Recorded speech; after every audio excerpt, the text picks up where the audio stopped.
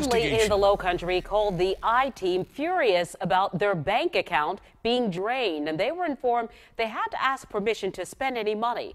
When the courts take control of your finances, it's called a conservatorship. Courts often intervene when a judge deems a person incapacitated.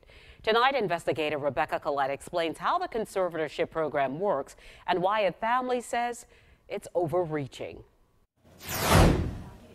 Benjamin Bennett can't tithe. I used to give the church $150 a month. I can't do that no more. Or fix his roof. This thing just would drive me crazy. His bank account was cleared and he can't receive his mail at home.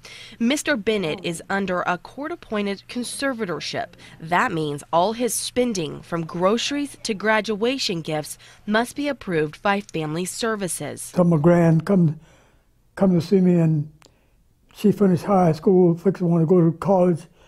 I at least wish I was able to give him $50. I can do none of this. His daughter, Melissa, says the problem started after a doctor recommended the conservatorship to protect Mr. Bennett.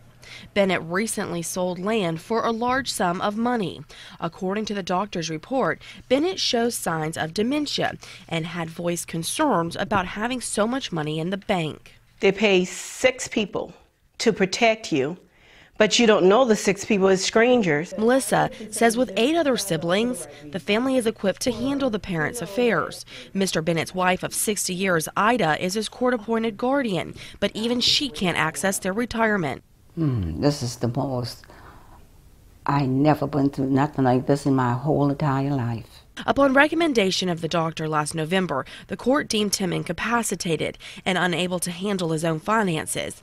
The court appointed Iris Albright's team at Family Services to oversee the money. The role of a conservator in the state of South Carolina is to protect the assets of the individual. By investing the money and setting a budget, Albright says the conservatorships are designed to help in cases where family members can't agree on spending or when there isn't anyone else to help. She says mail is redirected to monitor bills. Nobody wants to take rights away from individuals, but we don't want individuals get into a bad situation either. The family fears several people, including the courts, lawyers, doctors, and Family Services, are making money off handling the Bennett's case. The top probate judge in Charleston County declined to speak with me on camera, but he invited me to his office here at the Judicial Center downtown Charleston to discuss how he sets the rates for all of the people involved in the conservatorship program. The court caps lawyers' fees at $200 per hour. Doctors collect between $450 and $1,200 for exams. Social workers earn $275 to $300 for exams. Conservators collect roughly 1% of the money they manage each quarter. For the Bennetts, with about $500,000 in the bank, that's $5,000 every 3 months. I mean, like a freight train. You don't have any rights. There's no way out of a conservatorship unless the court reverses the order. This is something that, like a nightmare. You just can't sleep through it. Family is always the first choice to handle a conservatorship, but here's the catch. They have to be backed with a bond or insurance. That's very difficult for a family to secure without deep pockets. Both Mr. and Mrs. Bennett say their daughter should be handling their money.